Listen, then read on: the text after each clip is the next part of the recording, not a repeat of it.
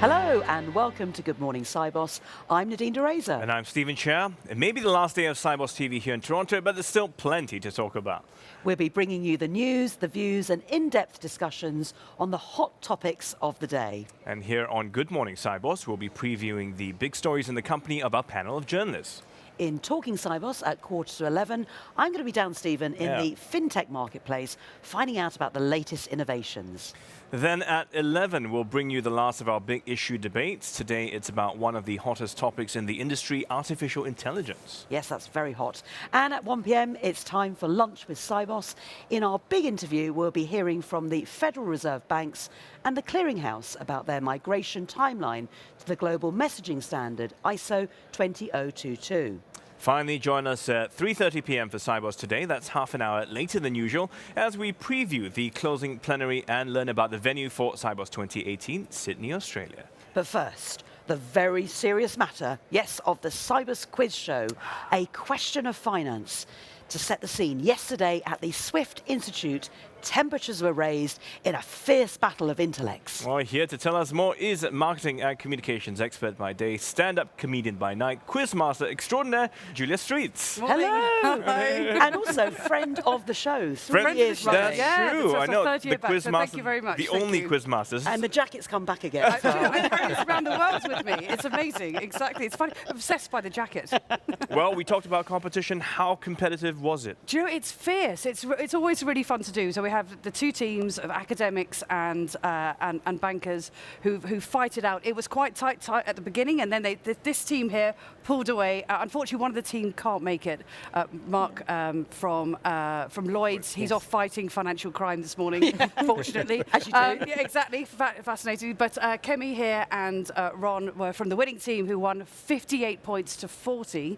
Wow. So, yeah, worthy winners. Worthy winners. Congratulations Congrats, to you. And Thank let's you have a very look much. at your medals as well, or your lovely... They actually Yes, get a of course. prize. They Look at do, that. don't they? The worthy winners there. and looking very smug. Did you go out last night to celebrate? Yes, we did. With the last team of the Dutch Central Bank, we celebrated the victory, and half of them were also in the room supporting us. So yeah, we had a good going yesterday afternoon. Have you been to sleep? Or did you stay up all night? I was telling them this morning, my family didn't care because my daughter lost her own basketball game. So I called them and said, yeah, I won. I'm like, oh, okay. Well, at least somebody won. Yeah, so I At least won. somebody won. Yeah. Yes, exactly. But were you all preparing? Were there rehearsals? Did you know, get together and prep and say, okay, tomorrow this is the strategy. This is what we're going to do? Months of training. I wish you could say we did. The strategy was diversity. Yeah. Right. So we came from different angles: central banking, FMIs, from commercial banking, fraud, and what have you. So that was, I think, the underlying And power I have of to this say, team. Kemi's speed on the buzzer was extraordinary. I mean, you were literally right there constantly. Yes. And you were consistently first answer buzzed was always Yes, correct. I mean, for you were the right up most. the league table. Because we look at all the data. Right. Yes. So we actually get into kind of who's the fastest on the finger and who's got the kind of frequency of questions that get right. And This is yeah, they were serious, isn't it? amazing. Yeah, very seriously. It is really. That's of And course yeah, it's because incredible. I'm a professor, so if I know the answer, then it's right the first time. Otherwise, I would be hesitating. It was quite and not terrifying. answering at all. Now, Julia, I know the quiz is always a highlight of the conference, but there is a serious side to it, isn't it? There is. I mean, I think part of it, you make the point very well about diversity, which is about sort of bringing together of different brains from different perspectives around, obviously, a central question.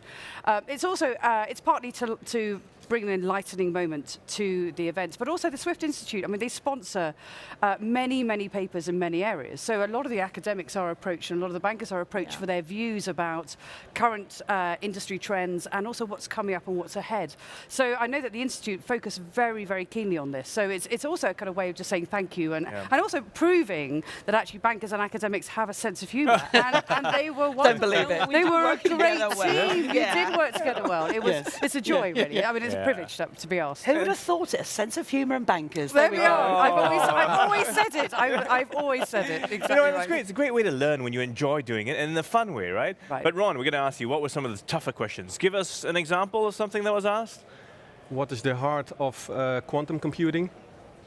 Yeah. Wow. And what was the Okay, answer? well, Yeah, the answer was how the information is stored. So it's not zeros and one, but it's qubits, somewhere between the 0 and 1. So that's. There were many questions on difficult financial regulation in the various countries around the world: China, South America, Europe.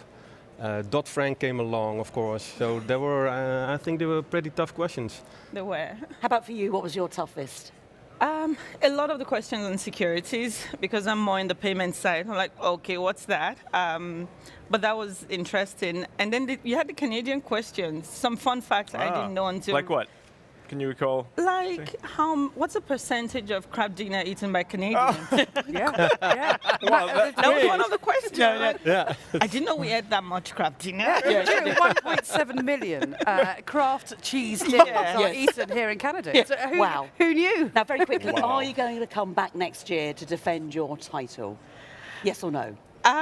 If they'll have us, but I think we may also want to give opportunity to other people. Yes. Yeah, but Okay. it was fun. I try to visit Sibos every year, so if they want to have me again, then I might be available. Yeah. Okay. Well, many congratulations. And I've Congrats, actually guys. found somebody to go to Niagara We're Falls going with to me. Niagara Oh, there We're you going go. together. We're gonna go together. Oh, She's Yeah. agreed to come with me. Amazing. Make sure you do Made of the Mist. Okay, will That's right, do. top It's tips. fabulous. Well, thank you very much and many congratulations. Now, if you're staying on to spend some extra time, which I am before going home, or you'd like to grab a few memories of this fabulous city, here are some highlights from Tourism Toronto. No matter where you are in the city, you can't escape the CN Tower. It's been dominating the city skyline for more than 4 decades. With its 360-degree view of the skyline, it is a must-see for any visitor to the city. Be sure when you're there to stop in and grab some of the amazing Canadian cuisine. For more down-to-earth foodies, your #1 stop should be St. Lawrence Market. More than 120 vendors sell food from all over the world, as well as lots of local produce, including a Toronto culinary must, the pea meal bacon sandwich. So Robert, you are the owner of the famous Carousel Bakery, where the pea meal bacon sandwich was named Toronto's official sandwich last year. What about this sandwich makes it so amazing and special? Well, I think it's because it's authentically Torontonian. It's probably Toronto's most original food. It was formulated back in the 1800s by a gentleman called William Davies, who's also responsible for giving Toronto its nickname Hogtown. So it ties a bit of our culture and history together, and it's something that's become a very popular thing to have when visiting the St. Lawrence Market, the birthplace of the pea meal bacon. And while you're visiting, why not pick up some maple syrup to take home with you? So what is maple syrup? Where does it come from and what do you use it for? Maple syrup comes straight from a tree. It's all natural, straight from the farm. You can use it on oatmeal, pancakes, yogurt, tea, coffee, dessert, anything. For the culture vultures among you, Toronto doesn't disappoint. There's lots of museums and galleries. The Royal Ontario Museum is one of the largest museums in North America with more than 6 million items in 40 galleries. The Art Gallery of Ontario is a work of art in itself and features more than 80,000 individual pieces.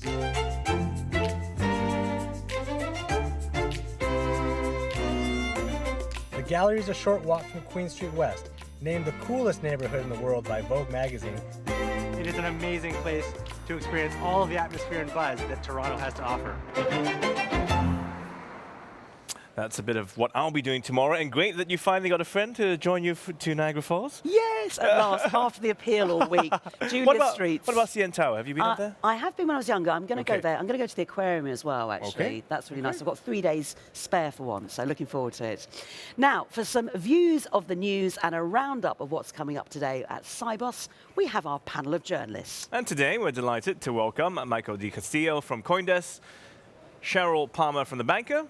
And of course, Chris Hall, editor of Sibos Issues. Welcome Morning, to you guys. all. Thank you. And Cheryl, if I can start with you first of all, you're sort of doing our job in a way. You're going out and about, interviewing all sorts of people. So first of all, people don't know The Banker. Just tell us your role within Sibos and also the kind of interviews you've been doing. Okay, so The Banker is a monthly publication, and my role within that is to look after the digital aspects of it. And what we've been doing at Sibos is visiting tons of stands, looking and talking to banks and financial institutions and fintechs, and asking them what the key themes, the key concerns are that they're discussing at Sibos this year.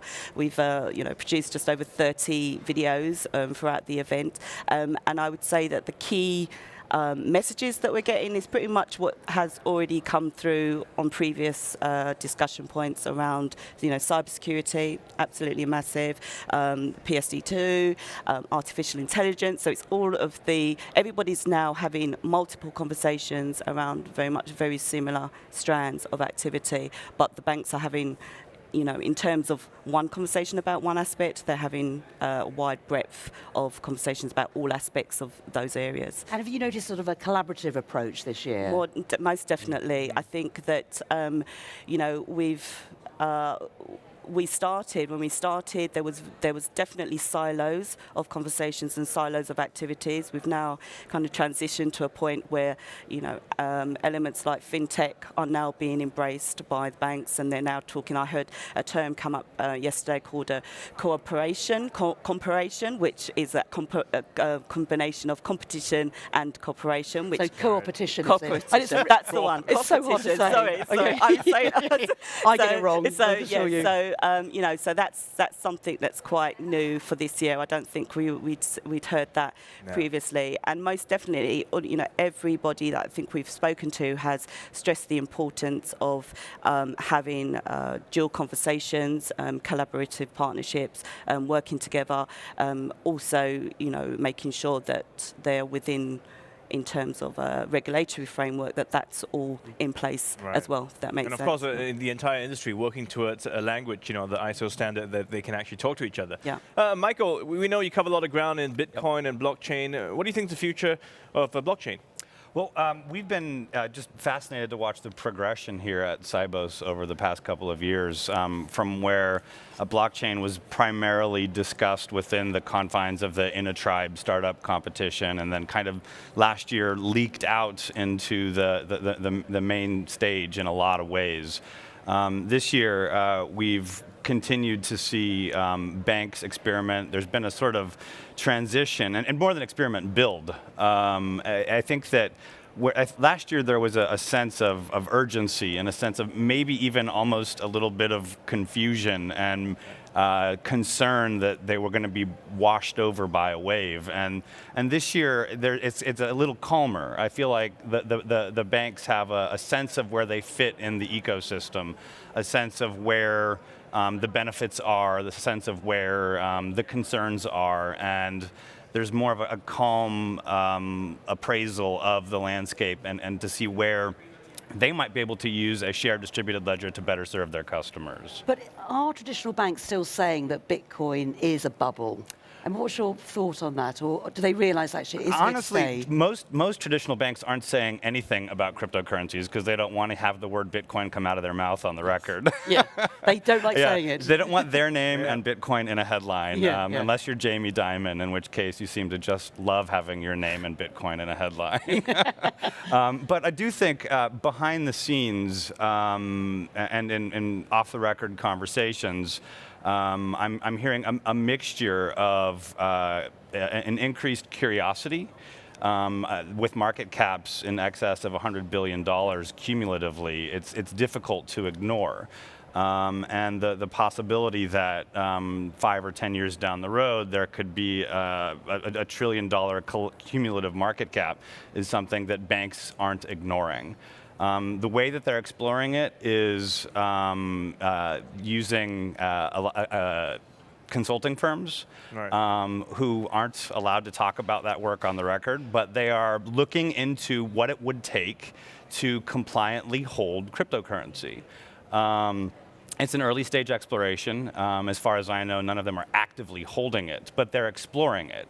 If the regulatory environment becomes such that it's okay for them to hold cryptocurrency for their customers, they want to be prepared for that. Right. So it's been really, I think from the bank's perspective, who aren't necessarily looking to invest in cryptocurrencies, they're not so concerned about the bubble question. I think the bubble question and the true valuation of cryptocurrency cryptocurrencies is something that's of higher interest to the investors. From a banking perspective, I think it's really all about would we ever hold this? Could we ever hold this? And who do I need to talk to make sure that if we do, we're doing it in a compliant way? Well, you know what? That could happen at next year's Sibos. I mean, it'll be a year on, so things could have It would be progressed great by for then. our publication, I'll tell you that. You're the only one saying out loud. Well, Chris, you know, we're into day 4. What do you think have been some of the key themes here at Sibos? I think that Dave McKay of RBC really kind of set the tone when he said, well, it's really all about the data, and that has been kind of repeated throughout the different streams, whether you focused on banking or securities or compliance, as I have, or in a tribe. It's very much about making sure that the management of data and making sure that you have high quality data and that you have the kind of processes and channels to ensure that data can flow, can be analysed, that you can drag value out of it, has been a kind of common theme across the days so far, and also a practical realisation of how hard it is to actually kind of get consistently high quality data that you can actually extract value from. Yeah. So, and I think that'll continue today as well. Yes, indeed. So data is the new oil, has been said so many times. Now, Cheryl, as Sibos draws to a close, how important is Sibos in the banking calendar and for you? Well, definitely in terms of what we write about, it's essential. You know, we have our technology editor out here who works tirelessly to, pick up the key I suppose, concerns and conversations that are taking place. And it goes back to this idea about collaboration, the idea that all of these key decision makers can come along and express what what matters to them in the market and how they're dealing with the challenges that they face. I think, without a doubt, it's essential within the banking calendar. There's not an equivalent. No. So each year we look forward to being able to come away with some real indicators and insight, as to what the sector and I know it's always great for a journalist. I remember a few years back when this was in Singapore, because all the key thought leaders are here in one place, and in one day you can interview 5, 7 people instead of Well, Chris, let's talk a bit about next year, because we will be heading to Sydney, Australia. I mean, what will some of the key themes be there? What do you think? Well, it will be interesting that it is in Australia next year, because there's quite a lot of interesting kind of market infrastructure developments taking place in Australia. Obviously, Swift is very involved in the NPP, the kind of instant payments platform that may well be live by this time next year. I think there's a few decisions to be taken before that actually happens, but that's very kind of close, and that's a kind of a whole new platform in Australia for instant payments that banks can develop provide new services on. But also the Australian Securities Exchange has been in the forefront of using blockchain to replace its existing kind of settlement and clearing structure for securities transactions. So that Australia is really kind of using the new technologies probably in advance of one or two other jurisdictions. Perfect timing, really, isn't it, to have it in Sydney then, particularly with the MPP, if that timeline works out. It'd be really timely to have it there. Well, thank you so much for coming along today. It's great to get your thoughts and insights. Thanks very much. Thank you. Well, technology is changing the way that transaction banking is being conducted. The combination of cloud computing and machine learning means that banks can provide corporates with richer information and better insights about their businesses. So what does this mean for the future of transaction banking? Well, to find out more, we spoke to Alex Manson from Standard Chartered, and we began by asking why transaction banking was now back in the spotlight for many banks. Well, I think it's interesting you talk about refocusing. For us, it's been a focus all along. I think the reason why it has been a focus for some time, and a lot of banks are sort of rediscovering the business, is it's really at the heart and core of what matters to clients. We talk about transaction banking as providing a lifeblood across working capital and operations. Very few businesses have as much intimacy with clients, and very few businesses are so core to what it is that clients need from banks. So banks are going to be client-centric. then transaction banking is going to be at the heart of everything they do. So it's a very natural evolution, I guess. So how is technology enabling transaction banks to develop new services for corporates? Well, for a start, it always has. In many ways, we sell technology and operations to our clients. We provide technology and operations in a banking context. So it's not really a novelty. What's relatively new about it is the speed at which technology is evolving, and the ease of incorporating new technologies into the offering. And the role of banks is obviously to absorb that technology and make it, one, safe, two, scalable, and accessible to our corporate client base. Well, last year the bank launched the Banking the Ecosystem strategy. Absolutely. Why do you think that's important and necessary? Any corporate, in the large sense of the word, is just as good as its ecosystem. Any corporate in a conventional sense has suppliers of suppliers, and also distributors, and all the way to end consumers. And for corporates to grow, that ecosystem has to also grow in a sustainable way. And specifically in our markets, in emerging markets, where growth can be very meaningful, it is increasingly important for our clients to think of not only themselves, but their entire ecosystem, and ensure that the ecosystem is sustainable and that it is serviced adequately with financing, with good payments and collections, and with all the right type of information, which is necessary for that ecosystem to be effective. And how does data and technology fit into that strategy? See, no data, no technology, in many ways, no ecosystem. In many ways, it powers the ecosystem. The human brain does a pretty good job of processing a small amount of data. The ecosystem of large multinational corporations across many markets is a lot of data, which needs technology, needs AI, needs new tools to process the scale of the data that we're dealing with. And at that point, data is remarkably helpful in understanding who's part of the ecosystem in the first place, but also making risk decisions, real time, better risk decisions from a bank perspective. Over time, I'd expect that we will be giving that data back to customers with insights about their own ecosystem, understanding what is going on in their own supply chains or with their own consumers, which will be invaluable for them. Yes, all very well having the big data, but it's analysing it correctly so you can make good use of it. Absolutely.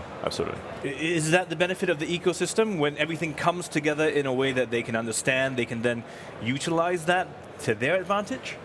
Yeah, see, the data leads to insights, and insights lead to actions. And the ability to integrate information together with financial flows, together with physical flows in the supply chain, means that you get those insights, and our corporate clients can ultimately take action on it. And that's absolutely where the value comes from. And how do you see the role of fintechs when it comes to actually transforming transaction banking?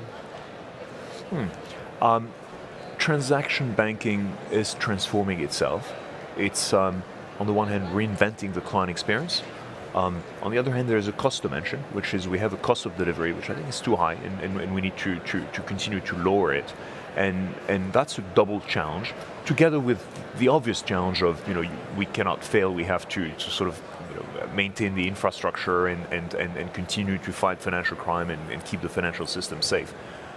All of those areas, all those challenges together, well, this is a great area for fintech. In fact, thank God we have fintech to disrupt the ways we're doing things, because it would be really hard to meet that challenge if it weren't for the fact that fintech is now coming into the industry with solutions that we need to understand better, incorporate, and ultimately scale, and bring to bear to the entire financial system. Well, we know tech is basically coming in a big way to everything. We've been talking about blockchain, distributed ledger technology, and how that will change trade. But I mean, when do you think these technologies will really come to the fore? I think they are being adopted as we speak. We are now using the distributed ledger technology in the context of trade finance, and we're going beyond the proof of concept stage. Beginning to actually do deals and put things in production. So it's actually happening as we speak. Now, Stephen will know this. Asia is such a diverse region. But what makes the region so receptive to embrace innovative technology? There's a couple of things. The first aspect is there's a need. There's a need. When you have an infrastructure which is not great, but it kind of works, right?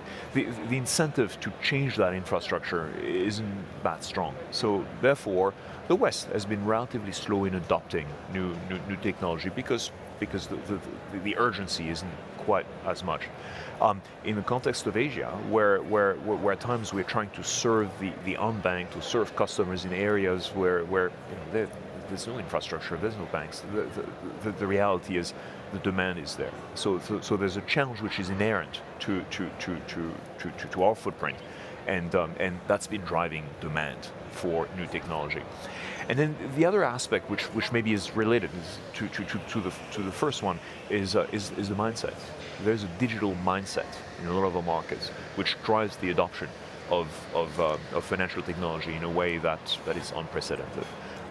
The adoption of real-time payments in China, in India, ultimately wasn't really top-down. No one sort of ordered that it be done. It's the digital mindset of an entirely new customer base which expects no less from banking, and we need to come and provide it. So going in, I mean, as you mentioned, the underbank, you're reaching out to that population as well with mobile banking options. I mean, but why do that? Or what was the impetus to go into that market in the first place? It's the right thing to do. It's a good thing to do in terms of just the human aspect of it. It's also a big opportunity. And we can think of the unbanked as retail customers being unbanked. We can think of this from the context of microfinance or SMEs. There is a very significant deficit in financing in SMEs. In fact, when we look at the supply chains of a lot of our clients, a lot of the components of that supply chain are underserved and underbanked, and so it's a business opportunity for all involved, really.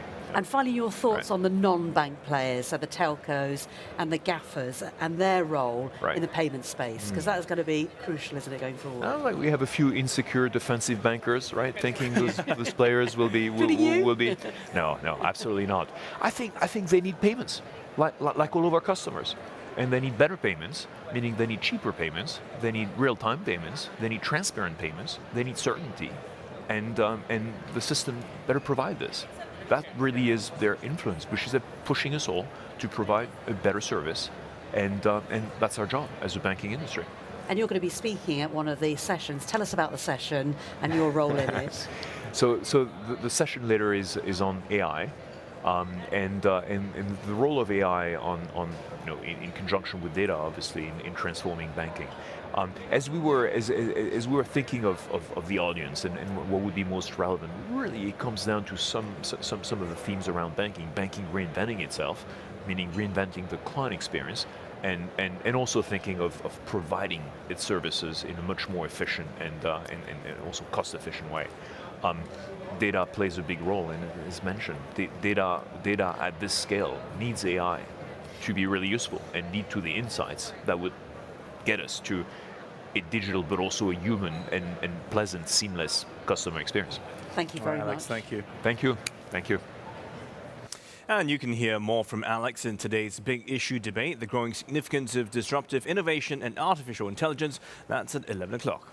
And that's all from Good Morning Sibos, but there's still plenty to come on Sibos TV. That's right, we're back with more guests and some great discussions throughout the day with previews of all the big conference sessions. And just to remind you that Sibos Today will begin half an hour later today, 3:30, as we'll be leading the closing plenary, which starts at 4 o'clock. Busy afternoon. And true indeed. Up next on Sibos TV, the retreat from globalization, threats and opportunities for financial market infrastructures. That's coming to you from Conference Room 3. So we'll see you again at 10:45. See you then.